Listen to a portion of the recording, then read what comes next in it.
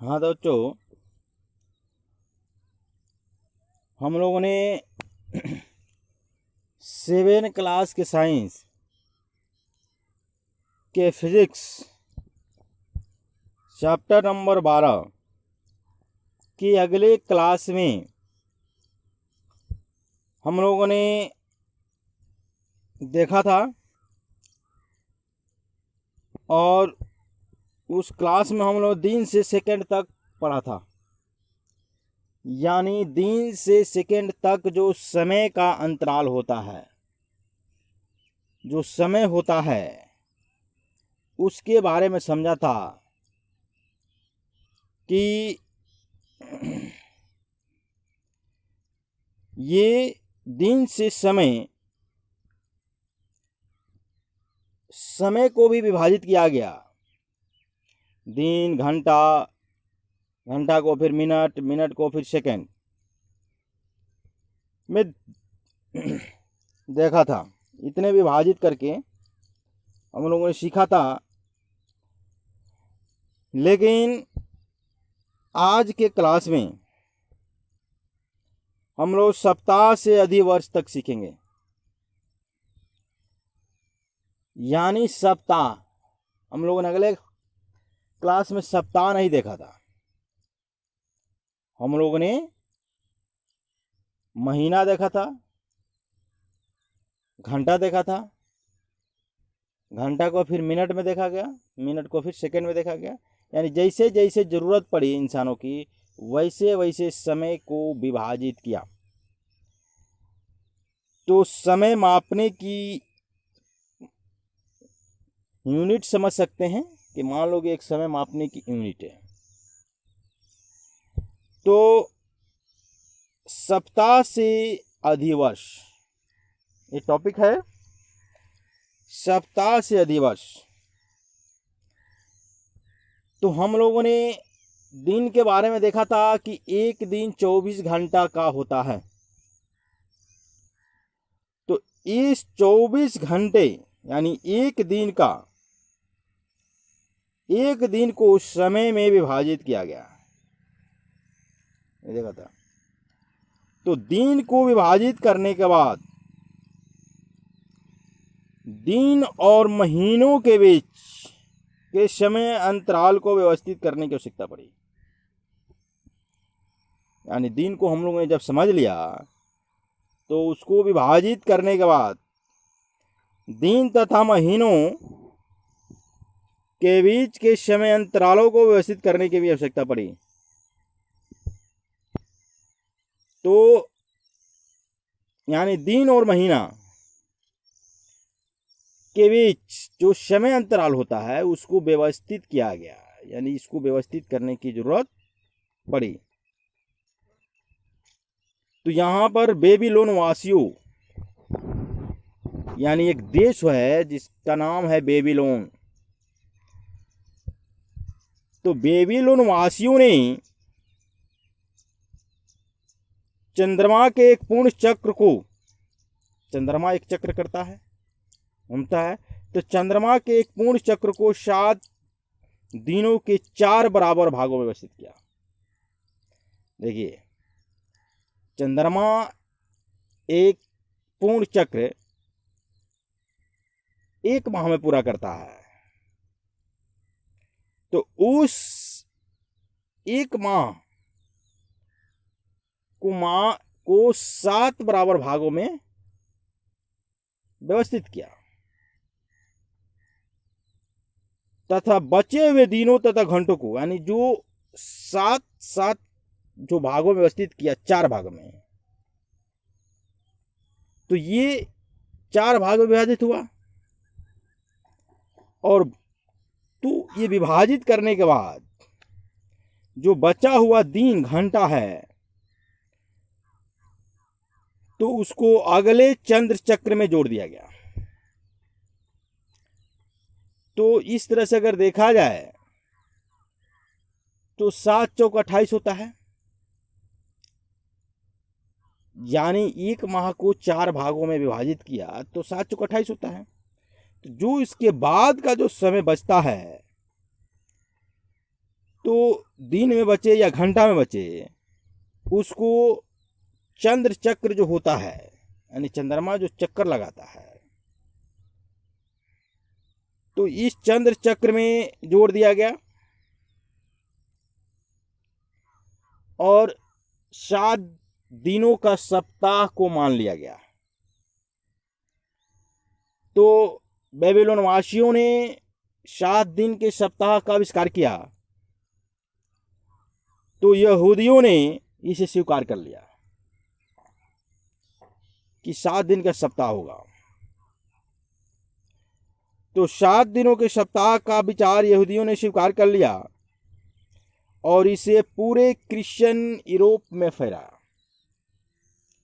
यानी जो यहूदी थे इसको 7 दिन के सप्ताह को स्वीकार करके पूरे यूरोप में फैला दिया। जितने भी क्रिश्चियन कंट्री थे वो सब में ये फैला दिया कि 7 दिन का सप्ताह होता है। अब यहां हम लोग एक बात समझेंगे, 7 दिनों के एक सप्ताह के अनुसार, यानी 7 दिनों के सप्ताह के अनुसार एक वर्ष में 52 पूर्ण सप्ताह होते हैं। ठीक है, एक वर्ष में 52 सप्ताह होता है, पूर्ण सप्ताह होता है 7 दिनों के अगर सप्ताह को माना जाए। तो फिर बच जाता है, कुछ समय बच जाता है।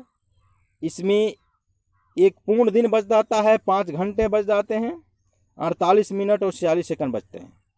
यानी एक दिन 5 घंटा 48 दिन 46 सेकंड बचते हैं। ठीक है, तो इस पूर्ण चक्र को मानते हुए जब सप्ताह का आविष्कार हुआ तो एक दिन पूरा बच जाता था। अब इस एक दिन को, एक दिन 5 घंटे है ना, 48 मिनट 46 सेकंड बच जाते थे। तो इस बचे हुए दिन को, जो बचा हुआ एक दिन है, उसको अगले वर्ष को एक दिन बाद से शुरू करके जोड़ दिया जाता था। यानी अगले वर्ष को एक दिन बाद से शुरू किया जाता था और उसमें जोड़ दिया जाता था। इस प्रकार एक वर्ष में 365 दिन होते हैं। इस प्रकार एक वर्ष में 365 दिन होते हैं। ऐसे भी हम लोग जानते हैं, कोई भी पूछता है तो कहते हैं कि 365 दिन होते हैं, ऐसा भी हम लोग जानते हैं। तो जूलियस कैलेंडर के प्रत्येक 4 वर्ष में एक दिन ज्यादा होता है। जूलियस कैलेंडर होता है तो उसमें प्रत्येक 4 वर्ष के बाद एक दिन ज्यादा होता है। यानी एक वर्ष में 366 दिन होते हैं। तो इस तरह से एक दिन ज्यादा होता है। तो जब एक दिन ज्यादा होगा तो निश्चित होगा एक दिन बढ़ेगा। तो इस तरह से 365 दिन होता है। जब एक दिन बढ़ जाता है तो 366 दिन होता है। तो यह 366 दिन जब होता है, उसी वर्ष को अधिवर्ष कहा जाता है, यानी लीप ईयर वर्ष कहा जाता है। ठीक है, तो इसको लीप ईयर वर्ष कहा जाता है। यानी बेबीलोन वासियों ने एक पूर्ण चंद्रमा के चक्र को 7 दिनों में बांटा। एक पूर्ण चंद्रमा के चक्र होता है, उसको 4 बराबर भागों में 7 दिन करके बांटा। 4 बराबर भागों में 7-7 दिन करके बांटा। और जो समय बचता था, इसके बांटने के बाद जो समय बचता था, तो वह बचता था एक दिन 5 घंटे 48 मिनट 46 सेकंड बचता था। तो उस एक दिन को उन्होंने अगले वर्ष में जोड़ देता था लोग, है ना। तो यहाँ पर वो लोग अगले वर्ष में जोड़ देते थे लोग। तो इसको फिर क्या किया गया, तो जब उसको जोड़ दिया जाएगा तो निश्चित तौर से एक दिन बढ़ जाएगा, यानी 365 दिन सामान्य वर्ष होता है। जब इसमें लीप ईयर लगता है तो वो 366 दिन हो जाता है ना। तो उसको 366 दिन लीप ईयर वर्ष में होता है। तो इस तरह से फिर इस पर विचार किया गया। तो एक दिन में 24 घंटा होता है, तो इस 24 घंटे को क्या किया गया कि फिर डिवाइड किया गया और 6-6 घंटा प्रत्येक वर्ष के लिए जोड़ दिया गया और उसको काउंट नहीं किया गया। उसको 6-6 वर्ष, प्रत्येक वर्ष में 6-6 घंटा को जोड़ा गया। तो 6 घंटे समाहित हुए, यानी एक वर्ष में 6 घंटे, तो 4 वर्ष में 6 चौका 24, यानी 24 घंटा। तो 24 घंटा एक जब अधिक होता है तो वह एक पूर्ण दिन हो जाता है। 24 घंटा को हम लोगों ने जो फर्स्ट टॉपिक देखा था इसमें, तो 24 घंटा को एक दिन माना गया, पूरा दिन माना गया उसको 24 घंटा को। तो 24 घंटा एक दिन बढ़ जाता है। उसी दिन को फिर ये लोग सोचा लो कि कहाँ जोड़ा जाएगा, तो उसको ले जा करके फरवरी में जोड़ दिया लो। फरवरी में जोड़ दिया, यानी फरवरी सामान्य रूप से 28 दिन का होता है। आज जब इसका लीप ईयर होता है, यानी अधि वर्ष में फरवरी कितना दिन का हो जाता है, फरवरी 29 दिन का हो जाता है, 29 दिन का फरवरी हो जाता है। तो इस तरह से इसे अधि वर्ष कहा जाएगा, अधि वर्ष। यानी फिर उसको 6-6 घंटे में विभाजित किया गया, तो 4 वर्ष के बाद आता है लीप ईयर। 4 वर्ष के बाद आता है। क्यों आता है? क्योंकि 6 वर्ष इस साल का, 6 वर्ष फिर 6 घंटा इस साल का और 6 घंटा अगले साल का, फिर 6 घंटा अगले साल का और फिर 6 घंटा अगले साल का, यानी 4 वर्ष में 6-6 घंटा, तो 6 चौका 24 हो गया। तो एक दिन पूरा बढ़ जाता है। इसी एक दिन को ले जाकर फरवरी में जोड़ दिया गया, तो फरवरी 29 दिन का हो गया। और 29 दिन को ही जब फरवरी होता है, जब फरवरी 29 दिन का होता है, तो इसे लीप ईयर वर्ष या अधि वर्ष कहा जाता है। एक और बात, लीप ईयर समझने के लिए, वर्ष होता है ना, जो भी वर्ष होगा, तो जब उसमें 4 से तुम डिवाइड करोगे और पूरी जब वो कट जाता है तो वो लीप ईयर हो जाता है। 4 वर्ष, यानी 6 घंटा को 4 वर्ष में हमने जोड़ा, 6-6 घंटा करके 4 वर्ष में जोड़ा, 24 दिन हो गया। 24 दिन को एक दिन मान लिया और एक दिन को ले जाकर फरवरी में जोड़ दिया गया।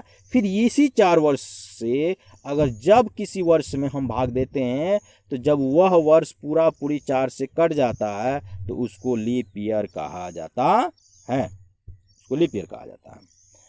तो जैसे मैं यहाँ पर दिया गया उदाहरण में 2000, 2004, 2008, 2012, ये क्या है? ये लीप ईयर वर्ष है, लीप ईयर वर्ष है। यानी देखो, सब में लगाओगे भाग तो सब में 4 से पूरी कट जाएगा, तो ये वर्ष है, तो इसको लीप ईयर वर्ष कहा गया। उसी तरह से जब भी 4 यानी कि 4 साल के बाद ही आता है लीप ईयर, इसके बीच में लीप ईयर कभी नहीं आएगा, है ना। तो लीप ईयर किसको कहते हैं? लीप ईयर उसको कहा जाता है जो क्या करता है, जब फरवरी 29 दिन का हो जाता है तो उसको लीप ईयर वर्ष कहा जाता है या अधि वर्ष कहा जाता है। ठीक है, तो इसको हम लोगों ने देखा। अब हम लोग कुछ इसमें प्रश्न लिखेंगे, एक ही प्रश्न लिखेंगे कि अधि वर्ष किसे कहते हैं। फिर से प्रश्न सुनेंगे, अधि वर्ष किसे कहते हैं, अधि वर्ष किसे कहते हैं, इसे समझाएं। ठीक है, धन्यवाद।